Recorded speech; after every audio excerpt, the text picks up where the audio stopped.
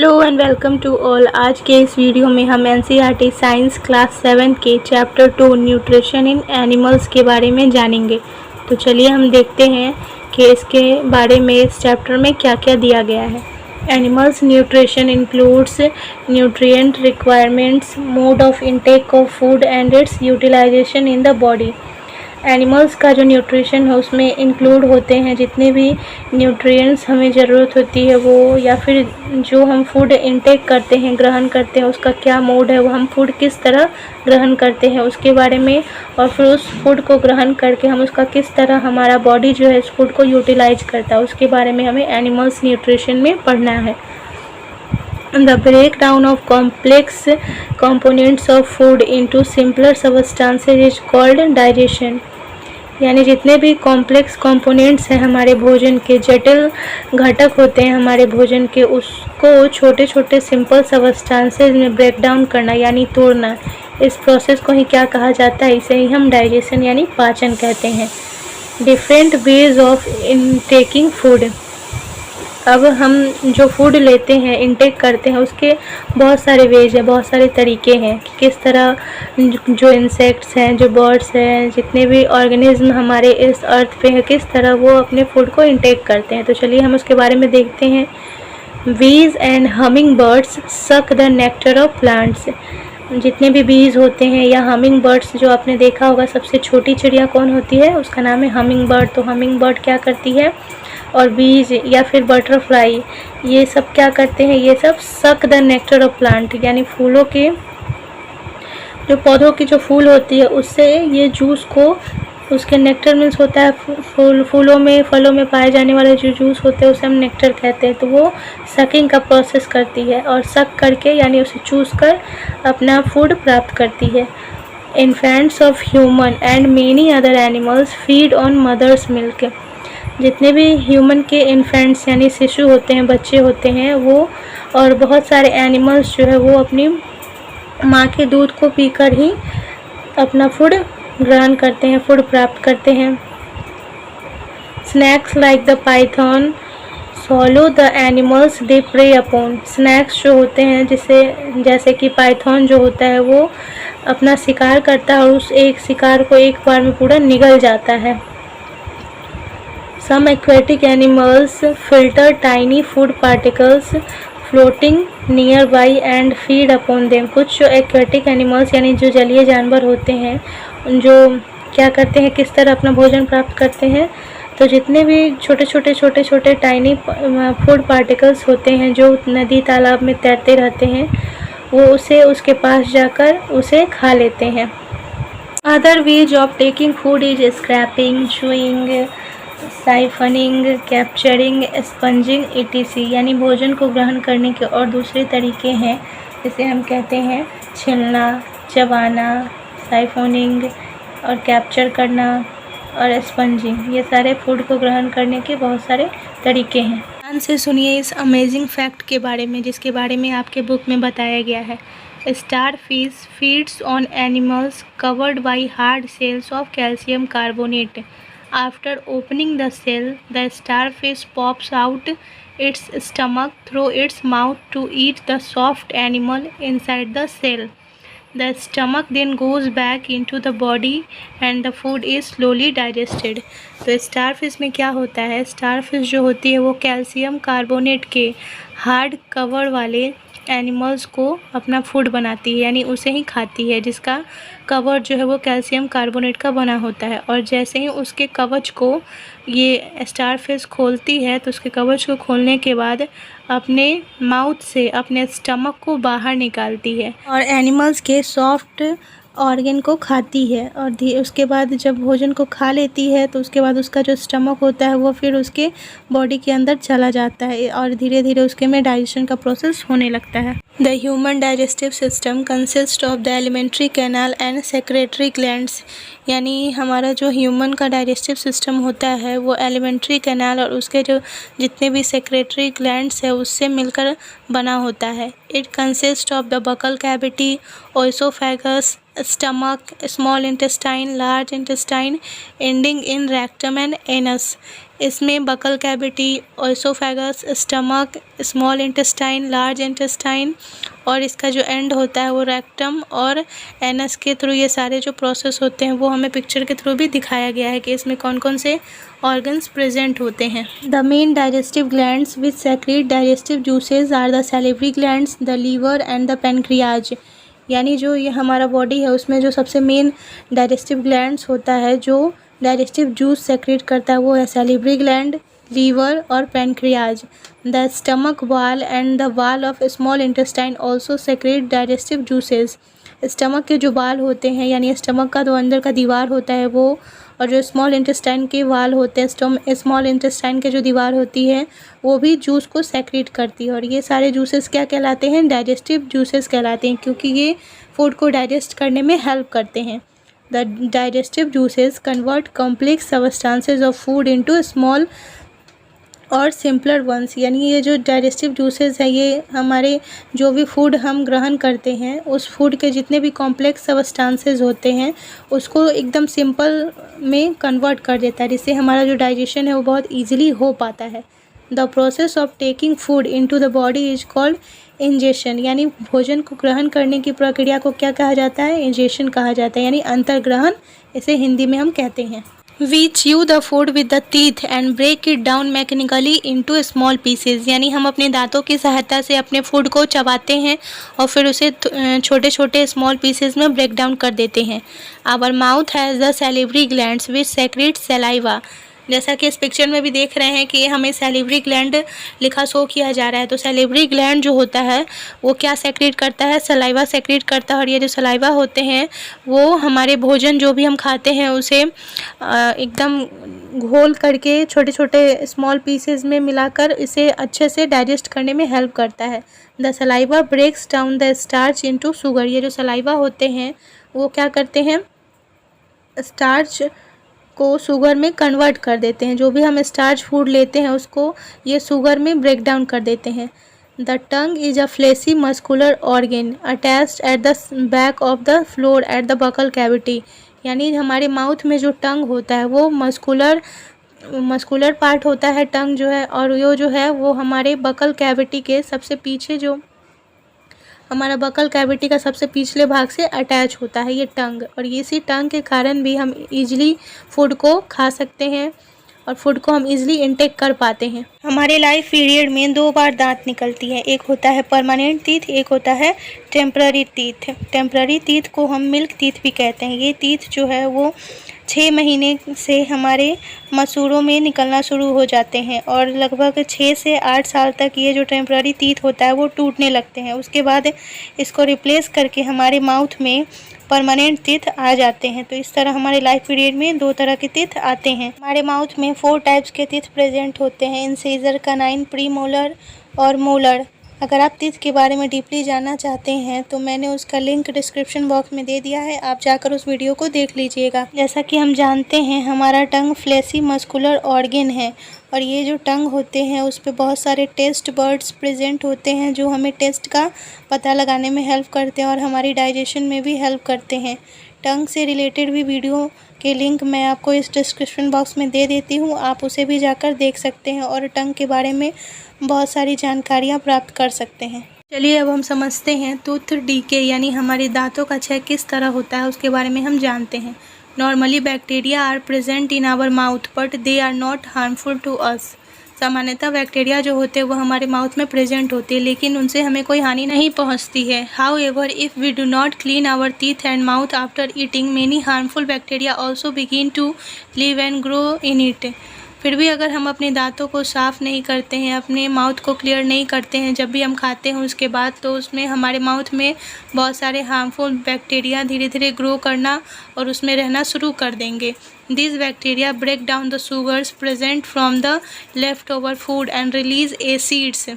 ये जो बैक्टीरिया है वो क्या करेंगे, जब भी हम कुछ शुगर खाएंगे, मीठे चीज़ खाते हैं तो उसके बाद ये बैक्टीरिया जो शुगर है वो उसमें हमारे दांत में फंसे रह जाते हैं, जिसके बाद बैक्टीरिया इस शुगर को एसिड में कन्वर्ट करने लगते हैं और ये जो एसिड है वो धीरे धीरे हमारे दांतों को डैमेज करने लगता है और यही क्या कहलाता है, यही टूथ डीके कहलाता है। If it is not treated in time, it causes severe toothache and in extreme cases results in tooth loss. अगर हम इसे जल्दी से ट्रीटमेंट नहीं करवाते हैं इसका, तो उससे क्या होगा, हमारे दांतों का क्षय होने लगेगा, हमारे दांत टूटने लगेंगे। Chocolates, sweets, soft drinks and other sugar products are the major culprits of tooth decay. यानी जितने भी चॉकलेट्स होते हैं, स्वीट्स होती हैं, मिठाइयाँ, सॉफ्ट ड्रिंक्स होते हैं और जितने भी शुगर प्रोडक्ट्स होती हैं वो हमारे दांतों के लिए बहुत हानिकारक होता है और उससे हमारा टूथ डीके जो है, दांतों का क्षय और अधिक बढ़ जाता है और दांतों का क्षय भी होने लगता है। Therefore one should clean the teeth with a brush और दातून एंड डेंटल फ्लॉस। इसलिए हमें अपने दांतों को ब्रश से या दातून से या फिर डेंटल फ्लॉस से सफाई करना चाहिए। डेंटल फ्लॉस होता है special strong thread which is moved between two teeth and take out trapped food particles. एक मोटा थ्रेड होता है डेंटल थ्रेड, जिससे भी जितने भी फूड पार्टिकल्स हमारे दांतों के बीच में अटके होते हैं उस थ्रेड से निकाल दिए जाते हैं। ये जो फ्लॉस होता है वो मेजर जो होते हैं वो ज़्यादातर हमें जो डेंटिस्ट होते हैं उसके पास जाकर ही इस फ्लॉस को करवाना पड़ता है। और क्या दिया है कि आगे at least twice a day and rinse the mouth after every meal. लगभग एटलीस्ट मतलब हमें 2 बार दिन में ब्रश ज़रूर करना चाहिए और फिर हम खाना खाने के बाद और खाना खाने से पहले हमें अपने दांतों की सफाई ज़रूर करनी चाहिए। Also one should not put dirty fingers और any unwashed object in the mouth. और साथ ही साथ हमें अपने माउथ में अपनी गंदी उंगलियों को भी नहीं रखना चाहिए और जो चीज़ धुले नहीं होते हैं, अनवॉश्ड होते हैं, उसे भी अपने मुंह में नहीं रखना चाहिए। देखिए आपको पिक्चर के थ्रू भी बताया किस तरह ये फर्स्ट स्टेज में दांत जो है वो सही है। धीरे धीरे सेकंड स्टेज में जब उसका डीके होने लगा तो उसके जो गम्स है वो धीरे धीरे लूज़ पड़ने लगे। थर्ड में देखिए बीच में दांतों में गैपिंग आने लगा और फोर्थ स्टेज में जाकर तो दांत बीच से पूरे गैप हो गई हैं। तो ये जो प्रोसेस दिखाया गया, ये जो पिक्चर के थ्रू बताया गया, वो क्या बताया गया, टूथ डीके किस प्रकार होता है। चलिए अब हम समझते हैं डाइजेस्टिव सिस्टम को। तो हम फूड जो इंटेक करते हैं वो इंटेक करते हैं हमारे माउथ से और माउथ को ही कहा जाता है बकल कैविटी। हमारे माउथ में प्रेजेंट होते हैं हमारे टंग और हमारी टीथ जो हमें फूड को चबाने में हेल्प करते हैं। हमारे माउथ में ही सलाइवा प्रेजेंट होता है। सलाइवा जो होता है वो सैलिवरी ग्लैंड से सेक्रेट होता है और यही सलाइवा जो है वो स्टार्च को शुगर में ब्रेक डाउन करने में हेल्प करता है। और फिर हमारे माउथ में जो ये कार्बोहाइड्रेट का डाइजेशन होता है, जैसे कार्बोहाइड्रेट में आ जाते हैं स्टार्च, वो कहाँ से ही हमने जाना कि वो बिगिंस होता है बकल कैविटी से।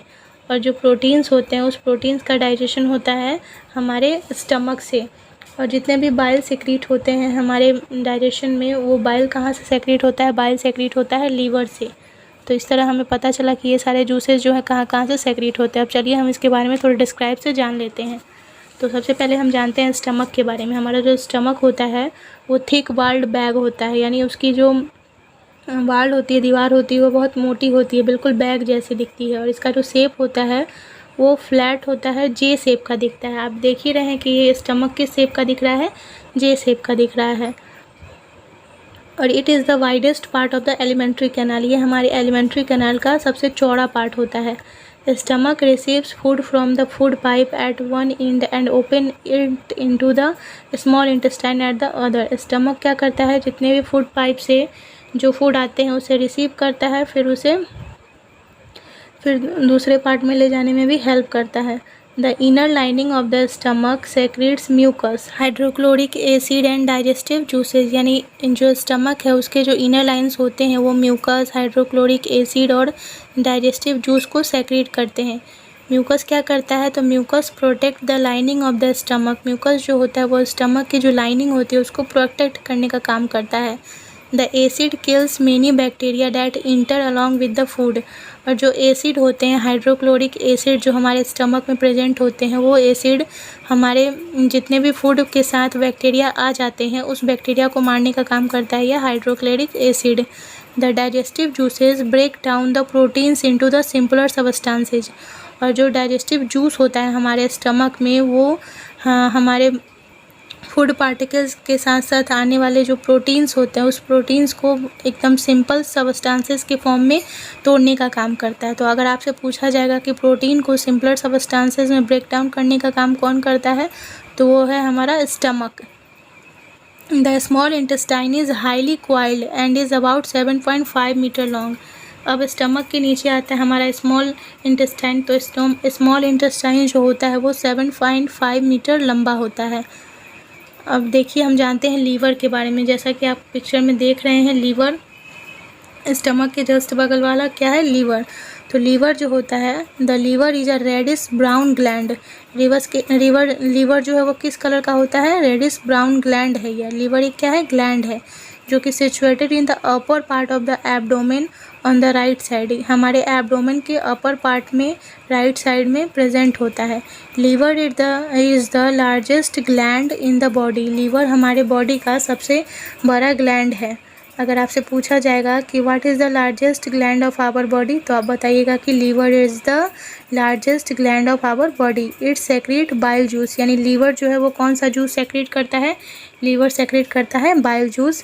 That is stored in a sac called the gall bladder. ये जो बाइल जूस है वो किस जगह कहाँ स्टोर किए जाते हैं, तो इस बाइल जूस को स्टोर किया जाता है लीवर के जस्ट पास में है। लीवर में ही देखिए आपको पिक्चर में दिख रहा है, एक है गॉल ब्लैडर। इसी गॉल ब्लैडर में ही बाइल जूस का सेक्रेशन होता है। बाइल जूस को इसी में स्टोर किया जाता है और बाइल जूस का सेक्रेशन होता है कहाँ से, लीवर से। Bile plays an important role in the digestion of fat. ये जो बाइल होते हैं, बाइल जूस, वो क्या करते हैं, तो वो फैट के डाइजेशन में अपना इम्पॉर्टेंट रोल प्ले करते हैं। अब जानते हैं हम पैनक्रियाज के बारे में। The pancreas is a large cream coloured gland located just below the stomach. Stomach के जस्ट नीचे आप देख रहे हो कि क्या है, पैनक्रियाज है। और पैनक्रियाज किस कलर का होता है, क्रीम कलर का होता है। ये पैनक्रियाज जो है वो क्या करता है, पैनक्रियाज जो है वो पैनक्रिएटिक जूस सेक्रेट करता है। और जो पैनक्रिएटिक जूस है वो the pancreatic juice acts on carbohydrate, fats and proteins and changes them into simpler forms. ये जो पैनक्रिएटिक जूस है वो कार्बोहाइड्रेट्स, फैट्स और प्रोटीन को बिल्कुल सिंपल फॉर्म में कन्वर्ट करने में अपना रोल प्ले करता है। In the lower part of the small intestinal juice completes the digestion of all components of the food. Small intestine के लोअर पार्ट में इंटेस्टाइनल जूस, जो भी जूस होते हैं वो डाइजेशन को कंप्लीट करने में हेल्प करते हैं और फूड के जितने भी कंपोनेंट्स हैं उसके डाइजेशन को कंप्लीट करने में हेल्प करते हैं। अब हम जानते हैं एब्जॉर्प्शन के बारे में कि एब्जॉर्प्शन क्या होता है। Absorption is the process by which digested food passes through the blood vessels in the wall of intestine। Absorption क्या है, एक प्रोसेस है जिसके थ्रू जितने भी डाइजेस्टेड फूड हैं वो ब्लड वेसल्स में उस इंटेस्टाइन के बाल के थ्रू पास करते हैं। The inner wall of the small intestine has finger like projection called villi which increases the surface area for absorption of food. यानी स्मॉल इंटेस्टाइन के इनर वाल में क्या होता है, एक फिंगर लाइक प्रोजेक्शंस होते हैं जिसे हम विलाई कहते हैं। और ये जो विलाई होता है वो इसके सरफेस को इंक्रीज़ करता है जिसके कारण फूड का एब्जॉर्प्शन अच्छे से हो सके। The absorb substances are transported via the blood vessels to different organs of the body where they are use to build complex substances such as the proteins required by the body. This process is called assimilation. कि जितने भी observe substances होते हैं उनका जो transportation होता है वो ब्लड वेसल्स द्वारा बॉडी के डिफरेंट पार्ट्स तक होता है और जहाँ इनका उपयोग कॉम्प्लेक्स सबस्टांसेस को बनाने के लिए किया जाता है। और यही प्रोसेस क्या कहलाता है, यही प्रोसेस कहलाता है एसिमिलेशन। एसिमिलेशन को हम हिंदी में स्वांगीकरण भी कहते हैं। The length of large intestine is about 1.5 metre. यानी लार्ज इंटेस्टाइन की जो लंबाई होती है वह होती है 1.5 मीटर। और हमने स्मॉल इंटेस्टाइन के लेंथ के बारे में जाना था कि स्मॉल इंटेस्टाइन का जो लेंथ होता है वह होता है 7.5 मीटर। अब देखते हैं कि इस लार्ज इंटेस्टाइन का क्या क्या फंक्शन है। Function of large intestine is to absorb water and some salts from the undigested food materials. Large intestine का यह फंक्शन है कि वह जो अनडाइजेस्टेड फूड होते हैं उसके वाटर और उसमें जो साल्ट प्रेजेंट होता है उसको यह एब्जॉर्ब कर लेता है। The remaining waste passes into the rectum and remains there as semi solid faeces. और जो वेस्ट बच जाते हैं लार्ज इंटेस्टाइन में आने के बाद भी जो वेस्ट बच जाते हैं वो कहाँ पास कर जाते हैं, रेक्टम में पास कर जाते हैं। और जो बचे पार्ट होते हैं वो सेमी सॉलिड फेसेस में अपने फॉर्म को चेंज कर लेते हैं। The process of elimination of undigested food और faecal matter of the body is called egestion. यानी वैसा प्रोसेस जिसके द्वारा जो भी अनडाइजेस्टेड फूड होते हैं और जो भी फेशल मैटर बच जाते हैं उसके हमारे शरीर से बाहर एलिमिनेट होने का जो प्रोसेस होता है उसे ही हम इजेशन कहते हैं। Undigested food is eliminated out of the body through the anus, यानी जितने भी अनडाइजेस्टेड फूड होते हैं वो हमारे बॉडी से जब एलिमिनेट होते हैं तो वो किसके थ्रू एलिमिनेट होते हैं, हमारे बॉडी में जो एनस प्रेजेंट होता है उस एनस के थ्रू ही जितने भी अनडाइजेस्टेड फूड होते हैं वो बाहर निकल जाते हैं। तो इस तरह हमने जाना कि nutrition is a complex process involving ingestion, digestion, absorption, assimilation and egestion. नामों को आप हिंदी में भी याद कर सकते हैं। इंजेशन मीन्स होता है अंतर्ग्रहण, डाइजेशन मीन्स तो आप जानते ही हैं पाचन, एब्जॉर्प्शन मीन्स होता है अवशोषण, एसिमिलेशन मीन्स होता है स्वांगीकरण एवं इजेशन मीन्स होता है निष्कासन। इस तरह ये जो डाइजेस्टिव सिस्टम का प्रोसेस है वो कंप्लीट हो पाता है। Grazing animals like cows, buffaloes and deer are known as ruminants, यानी जितने भी चरने वाले जानवर होते हैं जो घास खाते हैं, तो जैसे कि काऊ, बफेलो, डियर, उसको हम रूमिनेंट्स के नाम से जानते हैं। दे quickly ingest swallow their leafy food and store it in the rumen. Later the food returns to the mouth and the animal chews it peacefully. वो क्या करते हैं, वो जल्दी से अपने जो भी फूड को इंटेक करते हैं, उस फूड को इंजेस्ट करते हैं, उसे निगल जाते हैं और जो भी लीफी फूड होता है और उसे फिर स्टोर कर लेते हैं अपने र्यूमेन में। ये जो ग्रेजिंग एनिमल्स होते हैं, घास चरने वाले जानवर, उनमें क्या प्रेजेंट होता है, उनके स्टमक में र्यूमेन प्रेजेंट होता है। फिर तो वो अपने जितने भी फूड खाते हैं उसको र्यूमेन में स्टोर कर लेते हैं। फिर बाद में the food returns to the mouth, और फिर उस फूड को फिर से अपने माउथ में लाते हैं और फिर धीरे धीरे पीसफुली बैठकर आराम से उस फूड को चबाते हैं। In animals the partially digested food is called cud. जैसा कि हमने ऊपर वाले लाइंस में जाना कि जो ग्रेजिंग एनिमल्स होते हैं, घास चरने वाले जानवर होते हैं, वो जब भी अपने घास को खाते हैं तो उसे अपने पेट में र्यूमन, उनका जो स्टमक में प्रेजेंट होता है, उसमें स्टोर कर लेते हैं। तो वो जो स्टोर किया हुआ फूड होता है उसे ही कर्ड कहा जाता है। The process by which grazing animals chew their food is called rumination, यानी वैसा प्रोसेस जिसके द्वारा जितने भी ग्रेजिंग एनिमल्स होते हैं वो अपने फूड को च्यू करते हैं, यानी चबाने का काम करते हैं, वो प्रोसेस क्या कहलाता है, र्यूमिनेशन का प्रोसेस कहलाता है। क्या ये र्यूमिनेशन का प्रोसेस हमारे में होगा? नहीं, ये हमारे में पॉसिबल नहीं है, क्योंकि ये उसी में हो पाएगा जिसके स्टमक में र्यूमेन प्रेजेंट होगा, उसी में ये र्यूमिनेशन का प्रोसेस हो पाता है। The grass is rich in cellulose, a type of carbonate. जो घास होते हैं उसमें अधिक मात्रा में सेलुलोज पाया जाता है, वह एक टाइप का क्या होता है, कार्बोहाइड्रेट ही है। ये जो सेलुलोज होता है इसका पाचन हमारी बॉडी में नहीं हो सकता है। Animals like horses, rabbit, etc have a large sac like structure called caecum between the oesophagus and the small intestine.